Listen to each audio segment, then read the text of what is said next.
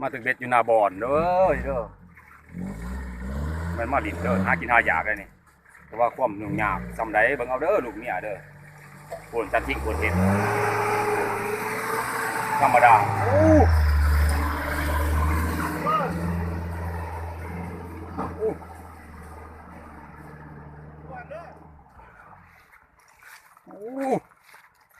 คอยให้เลยแถมอีกนี่กลับมาเอาพี่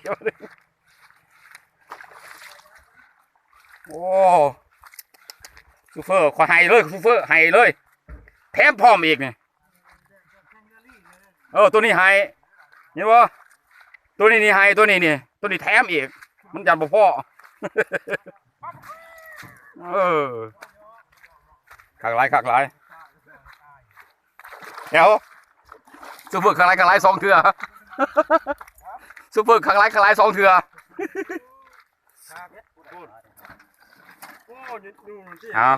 แต่ว่าเขาจะได้ปลา7-8 ตัวกระยามันเนาะเขาจะได้ปลา7-8 ตัวกระยาแต่ว่าคุ้มค่าหวนเหงาเลย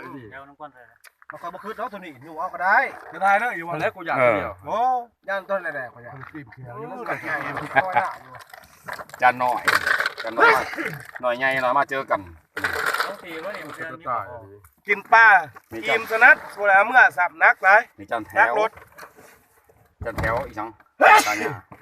ตาแถวอีกจังเลียนี่เดี๋ยวแถวสัญญาจันตาอีกจังดมแถวสัญญาจันตานะชักบอสัญญาบอมาชักโอ้ลุงลิ้นตาหีจันทิ้งเดี๋ยวสัญญาจันทิ้งเดี๋ยวจันทิ้งอยู่วะโอ้ตัวนี้แจ็คสิวาจังไหนเนาะสุดยอดเลยไปกี่สัญญาเพิ่นหันที่เราอยู่ในอีกจังในเฟซเนี่ยใส่ทิ้งหนาแหล่สัญญาเดี๋ยวนี้จะขาวแน่แล้วขาวแน่แล้วเพราะว่าตากแดดไหลใช่ตัวเองนี่ที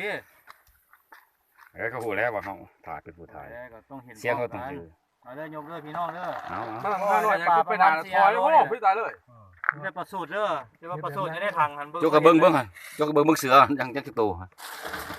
หลายโตตัวที่พวกนี่เลยนะเมื่อไรก็ตุ่มปลาคอพวกโตเนี่ยที่ย่างอยู่ทักปลาพวกจมอยู่นี่ใช่สัตว์ป่าโอ้โหเอาสนิทแล้ว